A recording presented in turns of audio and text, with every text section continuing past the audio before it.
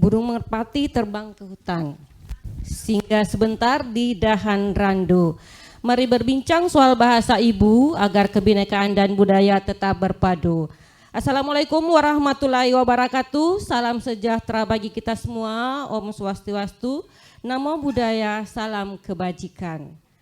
Saya Nureda Ragus, senang sekali bersama Bapak dan Ibu di ruangan ini, dan insya Allah ke depan, beberapa menit ke depan kita akan bersama dengan narasumber kita untuk sesi terakhir dari konferensi ini.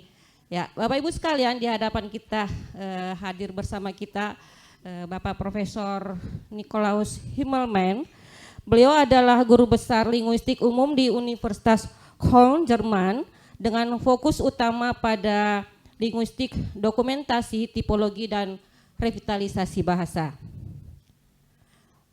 Perjalanan akademik beliau mencakup studi di Ludwig Maximilians Universität München, meraih gelar doktor pada tahun 1986 dan kemudian menjadi profesor di Universität zu Köln pada tahun 1995.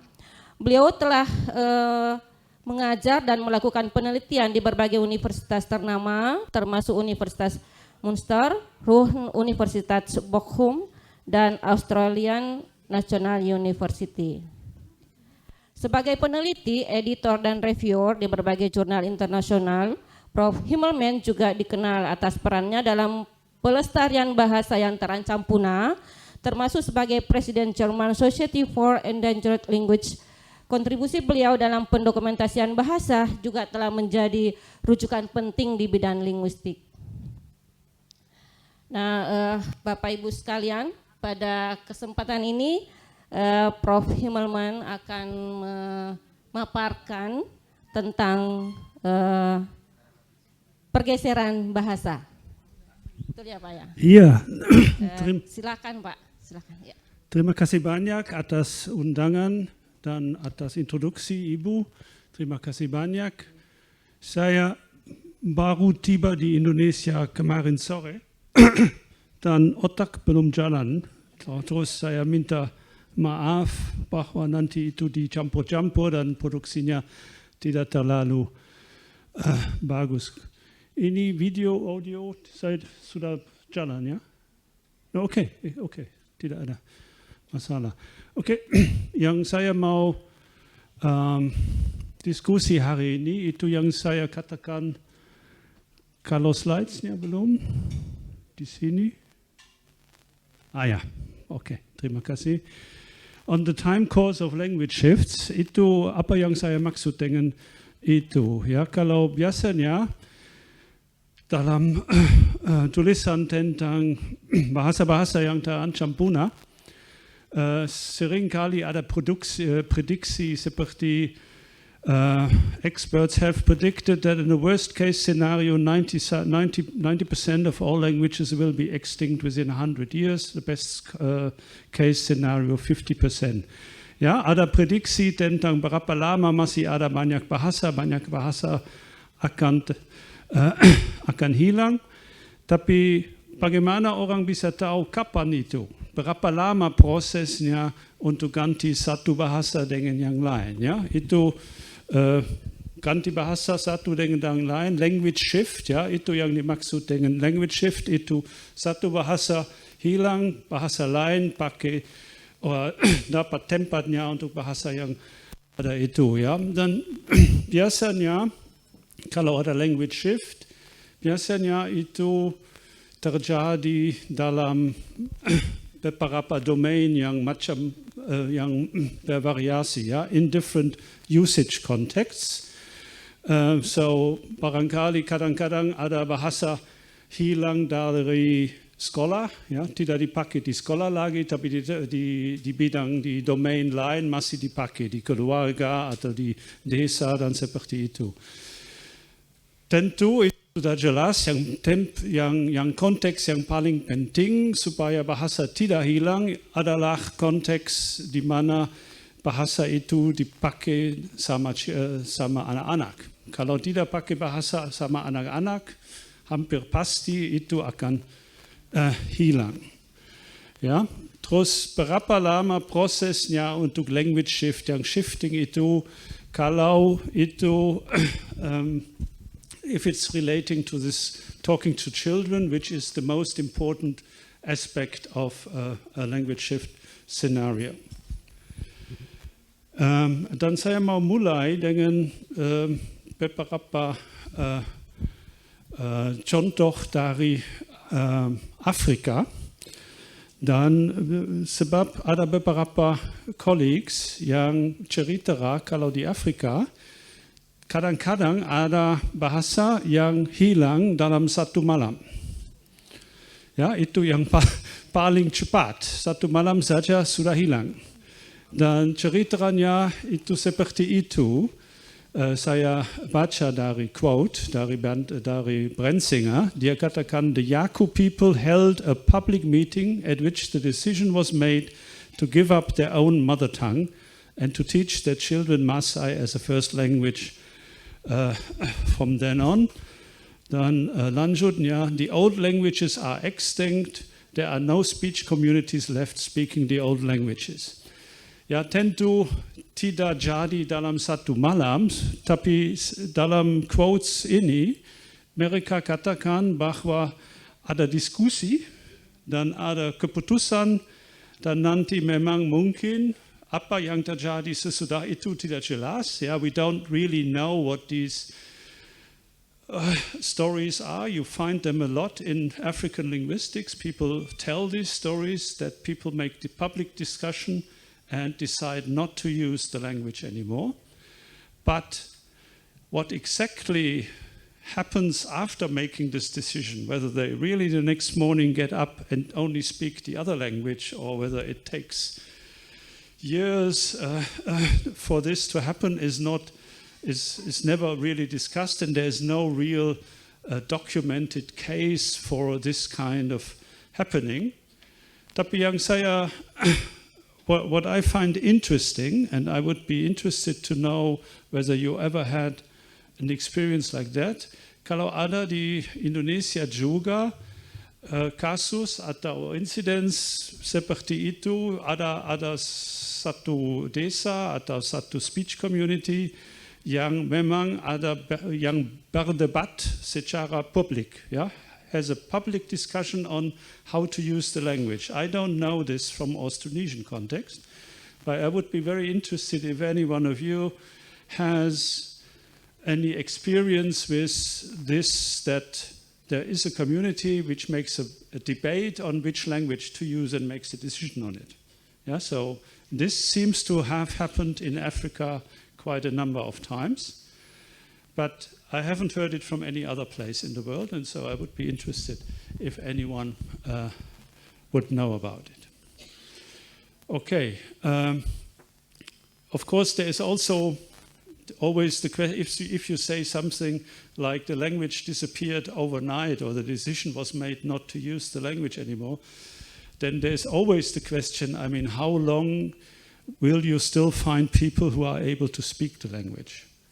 Yeah, and this is basically the question of when is a shift complete? Yeah, kapan memang selesai shifting, ya, perubahan ya bahasa yang pakai bahasa baru saja. Ya, dan itu sudah jelas, tentang itu sudah ada banyak tulisan bahwa prosesnya lama, ya, seperti yang saya tadi quote dari Brenzinger. Dia katakan bahasa itu sudah extinct, tapi ada teman-temannya yang katakan tidak. Tahun lalu saya masih temukan satu speaker di sini, satu speaker di sini. Sudah, ya, itu it's very tricky to say when there is really no speaker left anymore. This is going to be always a long process. But I think for the importance of the language endangerment discussion, what we understand as being extinct here is extinct with regard to a speech community. There's no practical use anymore for any language. There will be still people around who can understand it and who can also provide information about the language, but there is no domain of usage anymore. Yeah, and that's what I think we mean by a complete language shift, in these types of scenarios. So,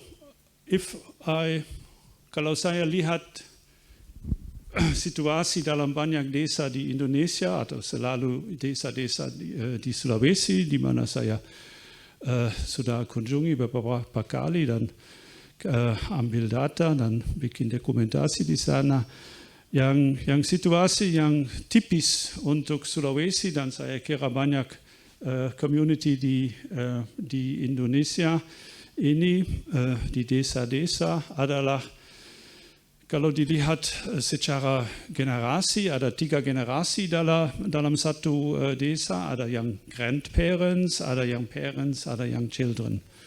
Ya, dan biasanya kalau dalam situasi language shift, ya, perubahan bahasa, itu biasanya kalau orang tua, ya, grandparents masih fluent sekali, mereka memang pakai bahasa seluruh hidup mereka, dan itu memang pakai mereka fluent speakers. Ya, dan generasi kedua itu generasi parents, mereka masih tahu bahasa, mereka dengar dari orang tua mereka. Tapi orang tua mereka tidak pakai bahasa langsung sama mereka. Terus knowledge generasi kedua biasanya passive. Ya, tidak active knowledge, but they understand the language. They also could know something about the language, but it's not that they really use it anymore. And their children, generasi ketiga, basically grows up with not any great knowledge. I mean, this is not total no knowledge, but anak-anak biasa masih ingat, ada masih tahu frase-frase beberapa dan kata-kata beberapa tadi, tapi tidak ada knowledge yang cukup untuk tahu bahasa. Yeah, so in a scenario, if you have a situation like this, kalau ada situasi seperti ini, bisa dikatakan sesudah kurang lebih 20 tahun, waktu yang parents' generation grows up, the shift actually becomes visible. So if they are shifting, you will go to the village and the parents actually don't really use the language anymore with the children and among themselves. So you know something is happening, and one could say after 40 years, when the third generation becomes parents again, the language the shift is almost complete. Yeah. So, in a scenario, so this is again happening here with the slides. I mean, it's not totally important, but anyways, yeah. After about 40, if you go with a scenario like this, after about 40 years, the language would be shifted. So let's see whether we have to restart the system here.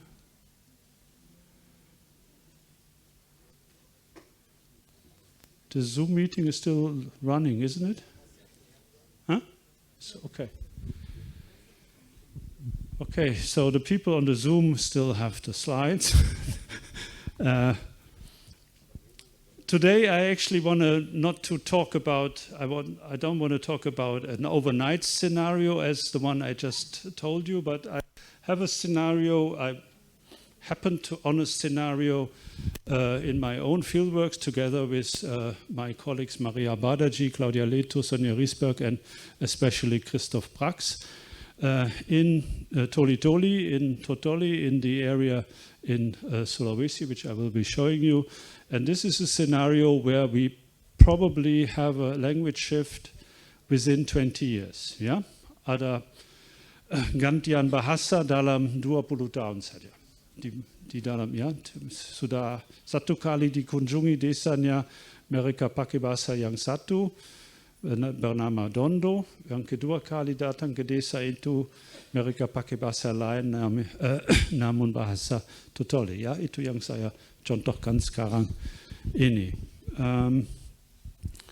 Since the slides are not really working, and you probably know di mana ada Sulawesi, yang Penting adalah daerah Toli-Toli dan daerah bahasa-bahasa yang bernama Tomini Toli-Toli adalah bahasa yang di utaranya Palu. Ya, kalau di Palu ke arah utara, nanti itu sudah daerahnya bahasa Tomini Toli-Toli.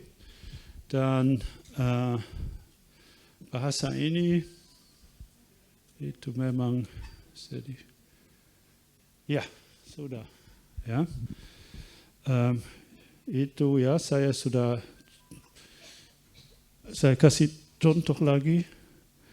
Ya, Sulawesi sudah jelas dan daerah yang penting ada yang kotak around it, yeah. And so we are basically talking about this area which goes up north of Palu.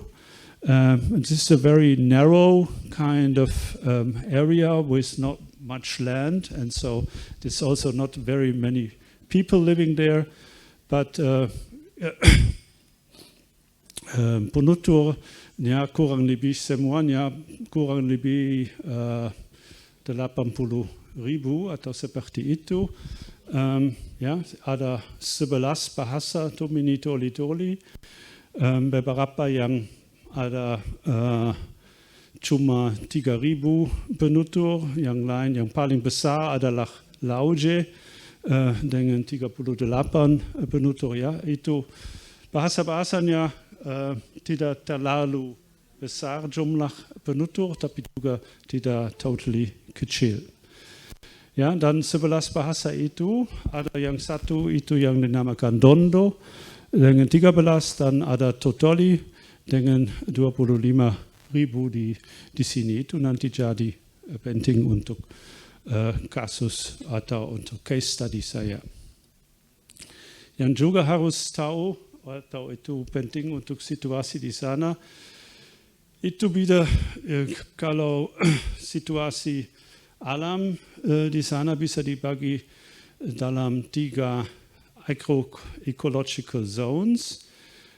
Ya, ada pantai, ada di penduduk di pantai, ada penduduk di apa yang dinamakan Middle Hills di sini. Itu memang gunung-gunung kecil yang 200 meter saja seperti itu, yang masih bisa tanam cengkeh dan seperti itu. Nanti ada yang dinamakan Inner Hills, itu yang memang sudah di gunung yang 800 meter dan lebih tinggi lagi. Ya, dan yang bisa dilihat dan yang akan jadi penting untuk presentasi itu nanti, kalau bahasa-bahasa Tomini Toli-Toli ada di seluruh daerah itu, dan di tengah di antara di tengah daerah itu, in the middle of this branch of Sulawesi, ada gunung yang tinggi sekali sampai 2.000 meter, 3.000 meter, 2.000. Ya, itu memang terus memang komunikasinya itu lewat pantai, tidak dari pantai barat ke pantai timur. Ya, itu memang komunikasi paling banyak itu along the coast, not from one coast to the other coast. Dan yang bisa dilihat di peta di sini, yang penting juga kadang-kadang ada bahasa di pantai yang bahasa satu, dan ada bahasa kedua yang sedikit lebih ke dalam. Ya, terus maksudnya ada penduduk di pantai, ada penduduk di Middle Hills, dan bahasanya tidak harus sama, bisa beda juga.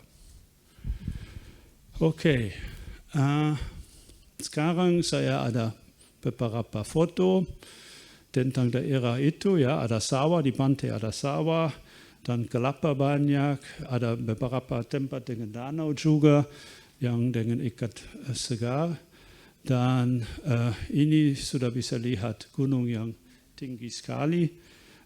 Di sini juga satu lagi, dan itu pemukiman orang Bajau yang ada juga. Ya, mereka sebenarnya di pantai dan in front of the coast. Ya, they live on the water. Okay, dari cerita dan tulisan tentang daerah itu, saya kira situasi bahasa sampai tahun 70-an, ya, also 1970-an, itu ada situasi yang saya namakan more or less stable multilingualism. Maksudnya dalam setiap desa Tomini Toli ada satu bahasa yang termasuk kelompok bahasa Tomini Toli. Dan orang seringkali kalau ada desa dengan bahasa Tomini Toli lain, mereka tahu juga. Ya, kalau di desa satu mereka pakai bahasa Toli, dan ke desa kedua mereka pakai bahasa Dondo, mereka saling tahu bahasa mereka. Ya, itu situasinya yang di tahun 70-an. Dan di atas itu kadang-kadang juga akan ada orang yang tahu bahasa Kaili, itu yang regional lingua franca dari daerah Palu, yang juga ada fungsi dalam stable multilingualism itu. Dan seringkali juga ada orang yang tahu bahasa dari Sulawesi Selatan seperti Bugis, dan bahasa lain dari selatan, dan tentu juga ada juga bahasa-bahasa Melayu yang dipakai. Okay, that's the situation until the 1970s. But when I was doing my fieldwork, waktu saya mulai kerjakan di sana di tahun 1988,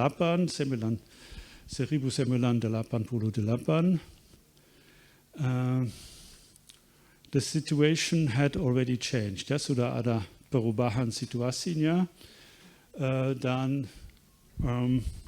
yang paling penting di desa di pantai, ya, di coastal zone, biasanya bahasa Indonesia yang bahasa yang terdengar yang paling banyak.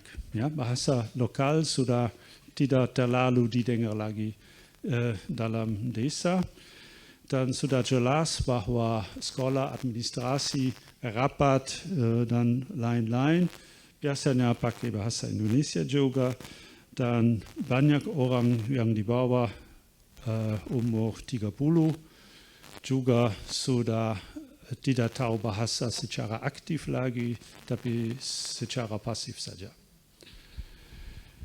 Dan yang situasi lain itu, atau yang features lain, there is no knowledge anymore of any neighboring languages. Yeah, so if people live in a Dondo village, they don't know anything about the Lauje language and similar things. The Kaili is no longer a lingua franca, that has been completely taken over by Indonesian. Tapi yang memang jadi bahasa lokal juga dalam desa itu bahasa dari Sulawesi Selatan. Ya, ada beberapa desa yang memang pakai Bugis terus, dan ada banyak desa di mana penduduk Bugis itu the majority, ya, dan itu memang bahasa mereka bisa didengar di banyak tempat. Okay, terus we come to the main story from today. And for this, we have to look at the situation of the Totoli language, which is spoken in two places. On the one hand, it is spoken in the city of Totoli, the city of Toli and surrounding villages. Yeah, so it's on the one hand spoken here, somewhat to the south, and there is an area where it is spoken further in the north, in only 4 villages. Yeah, so that's the distribution of Toli. And as I said before, seperti saya katakan tadi, kalau dengan Toli dan beberapa bahasa lain ada seperti itu, ada bahasa Toli di pantai dan bahasa Dondo di belakangnya. Ya, terus yang desa-desa di pantai itu desa yang pakai bahasa Toli-Toli, dan desa yang sedikit jauh dari pantai yang sudah di Middle Hills, di sana ada orang yang pakai bahasa Dondo. Dan itu situasi seperti itu ada waktu saya datang ke Binontoan di Toli-Toli, itu salah satu desa yang dinamakan Binontoan. Itu bahasa Toli-Toli pakai, mereka pakai bahasa Toli-Toli, tapi yang desa yang sedikit dekat sama desa Binontoan, yang bernama Gio, pakai juga pakai bahasa Dondo waktu saya di sana di tahun 88. Ya, ada dua tempat, ada coastal, ada desa yang di pantai yang cukup besar juga, dan penduduk desa itu memang orang Toli-Toli. Dan ada pemukiman yang jauh lebih kecil yang dinamakan Gio, dan di sana ada penduduk Dondo. Itu situasinya waktu saya di sana pertama kali di tahun 88 seperti saya katakan. Dan nanti di tahun 2007 ada mahasiswa saya, Claudia Leto dan Sonja Riesberg, mereka juga datang ke tempat itu, dan suddenly itu tidak desa Dondo lagi, itu desa Toli-Toli.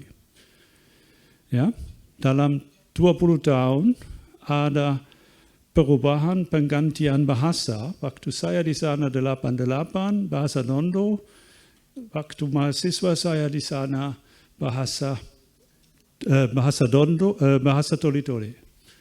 Ya, dan sekarang ini kami follow up on itu, ada juga beberapa kunjungan ke sana di tahun 2017 dan 19 dan 23. Ya, dan itu tetap masih bahasa Toli-Toli di tempat yang bernama Gio. Ya, seperti apa evidence-nya? Ya, waktu saya ke sana ada kurang lebih cuma 30 households yang, ya, itu keluarga KK, ya, ada 30 KK, tidak terlalu banyak penduduknya. Dan self-identification Dondo, ya. Itu waktu saya di Binontoan katanya, kalau cari bahasa di sini, di sana masih ada pemukimannya dengan bahasa Dondo. Ya, dan saya ke sana satu kali dan mereka katakan, ya, kami pakai bahasa Dondo. Saya ambil juga data-data tentang word list, ya, 200 items from a word list, and they were very clearly Dondo. Yeah, and I also elicited 20 sentences, Dondo, and the people had interesting non-modern or Indonesian names. Yes, they had names like Pa Lum and Lum Inteka, which tells you that this is not the same type of coastal culture, but this is a slightly different culture. Ya, dan waktu mahasiswa saya ke sana, memang situasi ada berubah secara fundamental. Yeah? There was a fundamentally changed situation in the sense that when they came to Binontoan, everyone pointed to Gio and saying, if you really want Toli-Toli language, yeah, yang bahasa Toli-Toli yang bagus, yang banyak, ada di Gio. Kalau Binontoan sudah mau hilang, tapi di Gio itu memang ada bahasa Toli-Toli yang bagus sekali, ya, dan banyak sekali. Dulu Gio itu tempat untuk Dondo, sekarang sudah jadi tempat untuk Toli-Toli. Dan itu mereka memang katakan yang paling penting di sana, mereka memang masih tahu lagu-lagunya, tahu musiknya, dan itu, ya. Dan mereka dua yang datang ke sana, mereka bikin beberapa rekaman juga. Saya bisa coba main seperti itu. Ada satu cara, satu macam song dan musik itu yang dinamakan lelegesan. Ya,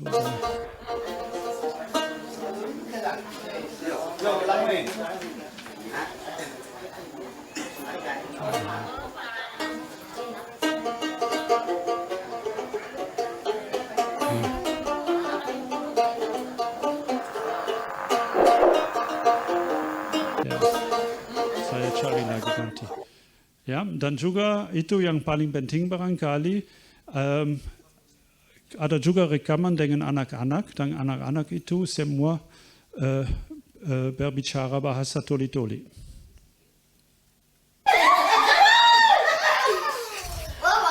Kawengan mo kore ko inum kuya, o tenamo engan. Mo pore tenengen minuman keras ya. Oh meteler. So you won't know what Tondo or Toli-Toli sounds like, but this is Toli-Toli. Yeah, and the important thing is that the children actually speak Toli-Toli fluently, and they grow up using Toli-Toli. Yeah, so this is actually something very interesting, that in a place where Tondo was the main language 20 years ago, now Toli-Toli is the main language, including for children, yeah, which is different from the whole situation in the other parts of the Tomini-Toli area, where every children is learning Indonesian as the main language, yeah, and not any of the local languages. So I also have an excerpt from the word lists that we took in various occasions. And there you can basically see that it is clear that in 1988, the data I got were Dondo data, and now the same you get when you ask a word list, you get very consistent and clearly Toli-Toli data.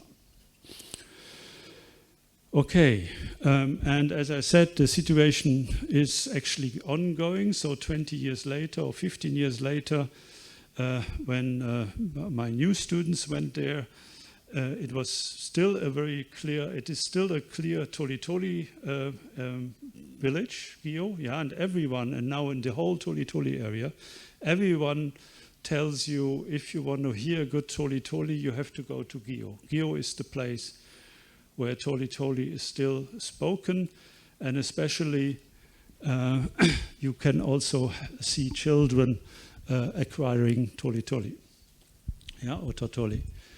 And one of the major facts that will be important for thinking about why this happened is, as I said, in 1988 we had 30 KK, 30 KK penduduk. Now we have 189, so 189 KK, yeah? So it has grown very much, and that's the major change it seems to be. Yeah, just to be reasonably complete here, so Maria and Christoph, who some of you will know from earlier presentations last year and 2 years ago, they are carrying out a language documentation project on the language acquisition, yeah, and they had no problem in recording 56 hours of Totoli interaction within 2 days. Yeah, they had all-day recordings, and it's clear that on these recordings there is really 99% Toli-Toli, no Indonesian, no Dondo, just Totoli interaction data. Of course, one can ask, I mean, is the shift complete? There are still speakers of Dondo in the village, people who claim that they mostly speak Dondo, but it is very clear that they are all fluent in Totoli. Yeah? So while there are people who still know Dondo, there are no people who actually only speak Dondo, but everyone speaks Totoli and Indonesian and various other languages.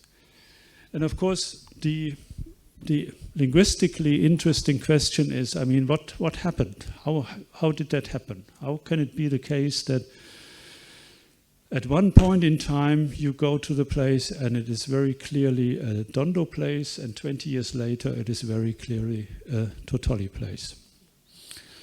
Yeah, and we also, I mean, we don't actually know when exactly this shift happened or whether it was incremental. We don't actually have any documentation what happened in the 20 years in between. Yeah, so we just know what the beginning point was and what the end point was, but what exactly happened in between is unclear. So what I'm suggesting here as a partial explanation is what I call the immigration scenario, which is a scenario for language shifts all over Sulawesi and many parts of Indonesia, I would think, which I will briefly explain as the final part of this presentation. So I'm working with the concept and the notion of endangerment scenario. Endangerment scenario means the specific and complex constellation of a variety of socio-economical, political, and cultural factors that affect the cultural identity of speakers and thereby either promote or hinder language shift.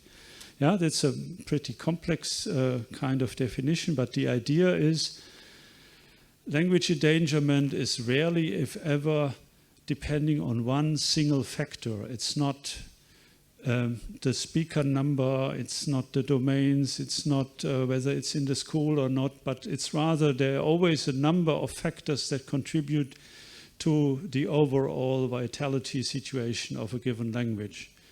And sometimes the same factor can be supporting language shift, and sometimes it can actually hinder it. Yeah, that's the basic idea. But if we look at language endangerment or language shift situations in various parts of Sulawesi, but also in other parts of Indonesia, there is one scenario which I call this the migration scenario. The immigration scenario, and this reflects the fact that very, very often migrations are a major factor in language endangerment. And that's not only the case in Indonesia, it's also the case in Germany and various other places. If you have major populations moving from one place to another, there can be extremely significant changes in the usage domains of languages. Yeah, but that's variable. Sometimes in Germany, I can give you examples of migrations after World War II, where all the German dialects were affected, and Germany doesn't have many dialects anymore. And you can have migrations in the last 10 years to Germany was 2 million Turkish people or 1 million Syrian people. They obviously don't impact the language situation. Yeah? So one really has always to be careful what is actually happening. So with regard to migration, we can basically distinguish two different types of scenarios. The immigration scenario is the scenario where lots of people come from outside and basically take over the local speech community. And the emigration scenario is the scenario where people from the villages go to major cultural and school centers and actually, or major cities in the area, and actually learn or mostly use another language such as Indonesian, and when they come back, they do not shift back to the local language, but rather continue to use Indonesian or whatever other language they learned in the places they went to. Yeah, so these are both immigration and emigration can have major effects on language usage and lead to language shifts. There are various factors actually for each of the scenarios as to when they really become relevant and when not. And for example, it makes a big difference in the immigration scenario whether the migrants are kind of distributed across the whole place or whether they actually only settle in one extra area, and then their impact can be much smaller. And there were various other factors which I'm not going into. the important point is that it seems to be the case that in the Gio case, and that's what people also tell you, there have been many people from the Toli areas coming and actually settling in this village because there was also enough room for planting and opening up new kebun, etc. So it's probably the fact that in the 20 years, or already started in 88 when I was there, that there were new people coming to the place. They were mostly Toli, and that they outnumbered the Dondo very fast. And then I think the second very important factor in this shift is the fact that they build up this highly active music and song scene. So they are the specialists for Totoli music and Totoli songs, and they are invited all over the place. And you can actually, in a certain way, you can make money out of being Totoli, because you basically get invitations to play at weddings, etc., where the other villages do not have this cultural knowledge anymore, but only the people in Gio have that. So, ini sudah hampir atau sudah selesai. Ya, yang paling penting yang saya mau contohkan itu observasi, of the observation. Language shift can be pretty fast. Ya, switching penggantian bahasa bisa terjadi cepat sekali. Dalam 20 tahun saja sudah bisa dari satu bahasa ke bahasa kedua. Oke, itu saja. Sampai situ. Terima kasih banyak. Terima kasih, Prof.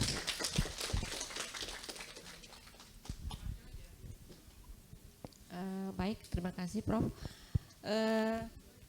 Selanjutnya, saya berikan kesempatan kepada Bapak dan Ibu sekalian yang ada di ruangan ini ataupun yang ada di ruang Zoom untuk mungkin ada hal yang akan ditanyakan untuk merespon ataupun menanggapi paparan Prof. Nik tadi. Nah, silahkan Bapak Ibu angkat tangan. Baik, saya karena waktu kita sangat terbatas, sementara 3 dulu. Baik, di sisi kiri ada tidak? Sisi kiri ada Pak Masrudin pertama, yang kedua Pak Rahmat Muhyiddin, dan yang ketiga Ibu Fatina. Sementara 3 dulu. Baik, silakan. Pertama mungkin Pak Masrudin. Ya, Assalamualaikum warahmatullahi wabarakatuh dan selamat sore. Nice presentation.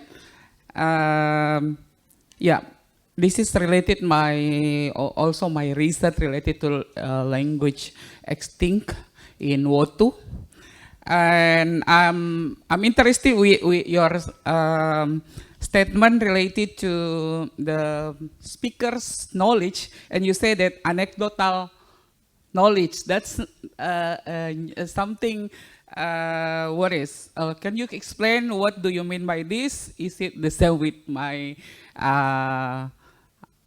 my opinions? I'm thinking about that anecdotal is something like they just do it for fun and jokes, something like that. Is it okay? And the second questions. Let me just saya coba jawab yang satu dulu, nanti tanya yang kedua saja. Yang anecdotal itu, it wasn't very well expressed. I didn't find a good English word right now. Yang saya dimaksud itu mereka tahu satu-satu saja. Mereka tahu beberapa kata, mereka tahu satu frase, mereka bikin joke seperti itu dan itu. Tapi itu memang tidak ada. Ya, kalau yang passive knowledge, mereka mengerti. Ya, walaupun yang panjang atau banyak, mereka masih mengerti. Yang saya katakan anekdotal, maksudnya mereka tahu satu-satu saja, dan kalau ada 2 orang tua yang cakap cepat dan lengkap dengan banyak informasi, mereka tidak bisa ikut lagi. Oke. Ya, yang saya ingin tanyakan yang lain terkait bahasa lokal yang mematikan bahasa lokal yang lain, jadi dia menjadi sebuah bahasa. Ya, kalau di Wotu bahasa Bugis yang menjadi pengancam bagi bahasa Wotu itu sendiri, karena memang mungkin bahasa Bugis sangat kuat sama dengan di temuan di Toli-Toli Tomini ini tadi, Pak. Terima kasih. Assalamualaikum warahmatullahi wabarakatuh. Yeah. That's very nice, very interesting that you say mematikan. Ya, kalau Christoph Brax yang kerja sama saya di Toli-Toli, dia bikin judul untuk presentasi ini dengan satu bahasa lokal safe bahasa yang satu bahasa lain, ya, sebab Toli-Toli sudah mau hilang di semua tempat yang dari dulu asli, tapi di tempat yang tidak secara tradisional tempat Toli-Toli sekarang sudah jadi tempat untuk menyelamatkan bahasa Toli-Toli, ya. So itu memang it's a question of the perspective, ya. Dan bahasa Dondo jauh lebih sehat daripada bahasa Toli-Toli, ya. Kalau bahasa Toli-Toli yang tidak terlalu sehat, dan memang di luar desa Gio tidak ada banyak anak-anak yang masih acquire bahasa Toli-Toli. Terus man could say one place is saving, one local language is saving the other local language. Yeah, but it's an important, interesting point to see, and we don't know very much about shifts between small languages. Yeah, normally the shift is always to a regional or a national language, but here we have a shift between two languages which are very small, yeah. So your case with Bugis is still a bit different because Bugis is big in terms of, yeah. I mean, it's not a national language, but it's a very strong regional language, and it has very strong influence all around Sulawesi and other places. So I think Bugis is threatening other languages in some ways, yeah. Betul. Ya, terima kasih banyak. Terima kasih, Prof. Selanjutnya pada Pak Rahmat Muhyiddin, silakan. Terima kasih waktu yang diberikan. Langsung saja saya ingin bertanya kepada Prof. Himmelman, mengapa bahasa Dondo dan bahasa Kaili, kemudian bahasa ini bahasa Bugis bisa dianggap berpengaruh terhadap pengguna bahasa yang dianggap terancam punah tadi karena ada pergeseran. Nah, yang saya tanyakan, mengapa tipikal bahasa Toli-Toli dan tipikal bahasa ini yang di Tomini itu, apakah memang itu sudah menjadi stereotip bahwa bahasa besar itu akan mendominasi bahasa yang kecil, ataukah memang ada pemertahanan penutur bahasa asli sehingga walaupun ada perpindahan dari satu tempat A ke tempat B tadi menyebabkan bahasa ini eksis, tidak terancam punah. Nah, sedangkan Prof tadi sampaikan ada yang terancam punah. Terima kasih. Ya, terima kasih. Itu yang satu itu yang penting itu memang situasinya tidak sama-sama terus tidak bisa, ya. It's an oversimplification to say big language, small language, big language, it's small language. Tidak harus terjadi seperti itu. Dan contohnya Gio seperti itu. Memang bahasa Toli-Toli tahan di Gio, walaupun Bugis sudah jadi kuat, ya. Di seluruh daerah itu.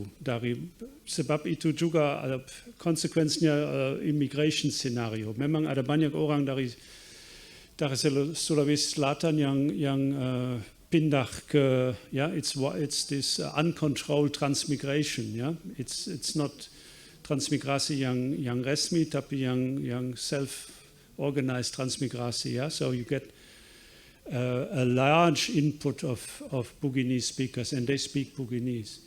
Dan kasusnya Kaili itu memang lain lagi. Ya, Kaili dari yang saya belajar dan dengar itu Kaili dulu sampai tahun 70-an itu memang regional lingua franca. Ya, ada banyak orang yang tahu Kaili luar outside of the Kaili area. But that has changed. Yeah, so sekarang ini memang bahasa Indonesia has taken away this domain of Kaili. So Kaili is no longer a regional lingua franca, but that role has been taken over by Indonesian. So there is no place for Kaili anymore. So for all the languages, the situation is slightly different. That's an important point. Yeah? Bugis is one story, Kaili is one story, Toli-Toli is one story. Thank you. Ya, terima kasih Prof. Selanjutnya saya serahkan pada Ibu Fatina. Silakan. Terima kasih Ibu Moderator. Assalamualaikum warahmatullahi wabarakatuh dan selamat sore. Ini sore. Pertanyaan paparan yang sangat menarik dan wilayah risetnya di Sulawesi Tengah yang dahulu tempat saya domisili sekaligus pernah bekerja di Sulawesi Tengah dan pernah beberapa kali ke Toli-Toli. Di Toli-Toli ada 3 suku asli, yaitu suku Totoli, Dampal, dan Dondo. Saya pernah membaca hasil riset Prof. Nicholas tentang bahasa Dampal, tetapi meneliti bahasa Dampal itu berada di wilayah tutur bahasa Dampal itu hanya beberapa hari, tidak seperti berada di wilayah bahasa Totoli. Saya menyebutnya Totoli bukan Toli-Toli karena Toli-Toli itu nama kabupaten. Sukunya adalah Totoli. Tadi sangat menarik yang dahulunya pada tahun 1988 Desa Geo itu didiami oleh suku Totoli. Pada tahun 2017 ketika Ibu Maria dan tim ke sana itu yang dahulunya dihuni oleh suku Totoli menjadi suku Dondo. Nah, suku Dondo berada di wilayah Kecamatan Dondo dan jaraknya dari Kecamatan Dondo ke Kecamatan Dondo ke Toli-Toli Utara itu lumayan jauh. Ya. Itu menurut Prof kira-kira apa yang memicu sehingga bahasa Totoli yang wilayah tuturnya memang Kecamatan Toli-Toli Utara itu berganti menjadi atau mengalami pergeseran dihuni oleh bukan suku urban melainkan suku asli di Kabupaten Toli-Toli itu sendiri, yaitu bahasa Dondo.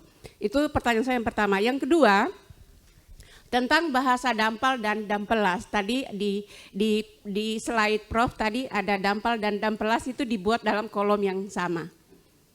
Dan di etnolog juga kami tidak menemukan adanya bahasa Dampal, yang ada justru Dampelas. Tetapi Dampelas dan Dampal itu sebenarnya 2 etnik yang berbeda menurut pengakuan penutur di masyarakat di Kabupaten Toli-Toli.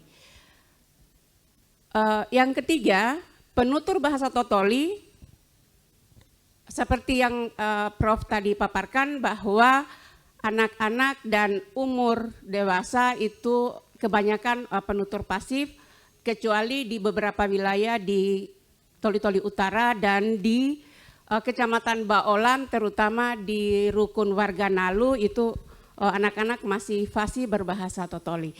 Kira-kira menurut Prof, apa yang menjadi penyebab utama pergeseran bahasa Totoli? Terima kasih Prof, selamat sore. Ya, terima kasih. Yang pertanyaan pertama tentang bahasa Dondo, dalam pendapat saya dan pikiran saya dan juga dari evidensinya saya kira bahwa memang itu satu kasus seperti saya katakan ada salah satu bahasa yang di Bante, itu yang bahasa Toli-Toli, dan nanti ada bahasa yang di belakangnya yang untuk penduduk di Middle Hills, ya, itu yang di pergunungan kecil, dan itu sudah dari dulu. Ya, saya tidak tahu berapa lama, tapi itu settlement pattern-nya sudah 100, 200, 300 tahun lebih. Tidak baru itu memang sudah sebelum Indonesia jadi. Ya, itu sudah pasti saya kira. Terus memang itu Dondo dengan Toli-Toli itu mereka sudah neighbors, ya, sudah lama neighbors, dan ada yang Toli-Toli di pantai mereka bikin sawah dan kelapa, dan Dondo America, they were hunting and yeah, more middle health kind of occupation. So situasinya seperti itu yang dari dulu saya kira. Oke, yang tentang bahasa dampal itu memang salah satu isu yang belum jelas. Itu memang berapa berdekatan, bagaimana berdekatannya di antara dampelas dengan dampal memang belum jelas sebab data-datanya untuk bahasa dampal kurang sekali. Ya. Waktu saya di sana di tahun 88 itu kalau di wilayahnya dampelas di lebih jauh ke selatan, memang penuturnya yang tua banyak sekali dan memang lancar sekali bahasa di sana. Kalau saya nanti ke dampal, susah sekali temukan penuturnya ya, dan penduduknya daerah dampal paling banyaknya orang dari Sulawesi Selatan ya, jauh lebih banyak. Kalau penuturnya dampal kurang sekali, terus data-datanya tidak terlalu banyak. Oke. Kalau pertanyaan ketiga itu apalagi saya lupa lagi. Hah? Faktor pergeseran bahasa. Faktor pergeseran. Penyebab terjadinya pergeseran Shift, ya. ya, pergeseran bahasa. Ya, itu that's a big question, right? I mean, kalau di tempat Gio yang saya lihat atau yang saya katakan itu memang yang faktor yang satu itu memang ada imigrasi banyak orang toli-toli ke sana, dan imigrasi ya nanti bisa tanyakan lagi kenapa ada migrasinya ya. Itu ada banyak faktor lagi, tapi itu biasanya faktor sosioekonomis. Ya, itu memang ada tempat untuk buka sawah baru, buka kebun baru, ya di tempat lain di daerah toli-toli,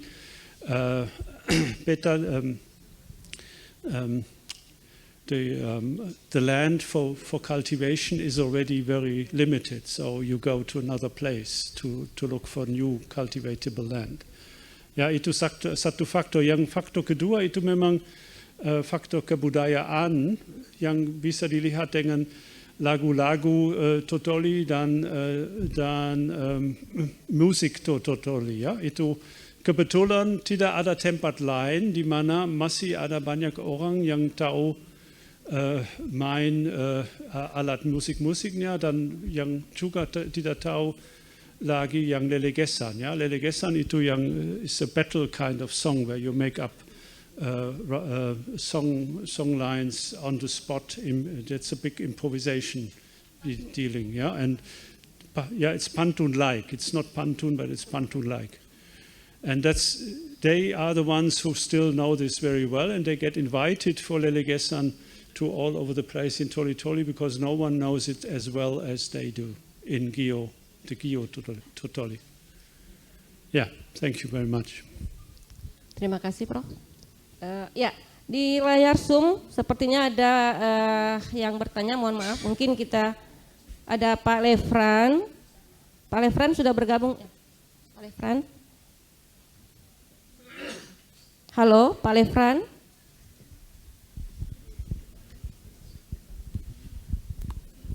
Pak Lefran, apakah masih bergabung? Ya, baik. Siap. Silakan bertanya singkat ya, Pak. Ya baik, terima kasih Bu Nunu dan Prof. Saya tertarik dengan pembahasan ini, menarik sekali, ada language shift. Saya tertarik, apakah hanya terjadi di desa Gio, language shift dari Dondo ke Totoli itu terjadi? Apakah juga ada usaha untuk melihat di desa yang lain tetapi tidak ditemukan? Itu yang pertama. Kemudian saya sangat baik ketika kalau misalnya ada data misalnya berapa penutur bahasa Dondo waktu itu di Gio, dan kemudian ketika terjadi language shift berapa jumlah penutur bahasa Totoli di Gio. Saya kira mungkin ini pertanyaan saya, Prof. Thank you very much. Terima kasih atas pertanyaannya.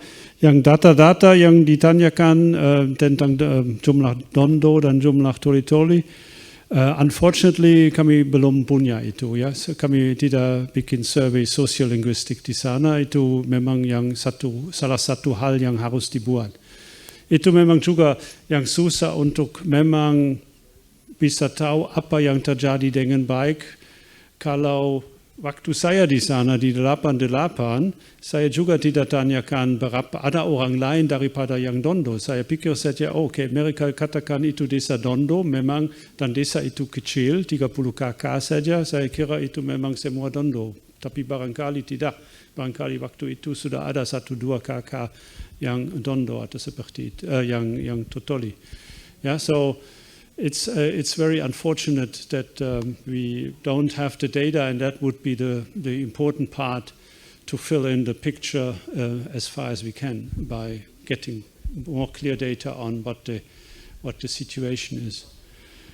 Dan pertanyaan yang pertama tentang ada shift dari satu bahasa Tomini Toli-Toli yang lain ke bahasa Tomini Toli yang lain, saya tidak ada berita tentang itu, tidak ada informasi seperti itu. Saya kira untuk saya itu the only case that we know about where we have a shift from one Tomini Toli language to another one.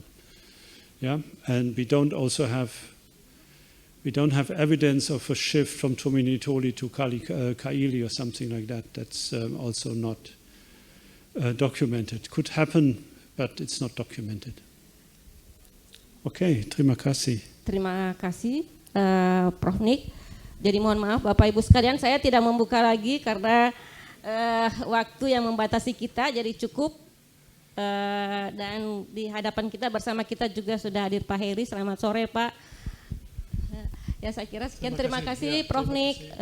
Alhamdulillah sangat inspiratif. Mari kita memberikan aplaus buat Prof. Nick. Terima kasih Prof. Mari silakan saya dulu. Ya.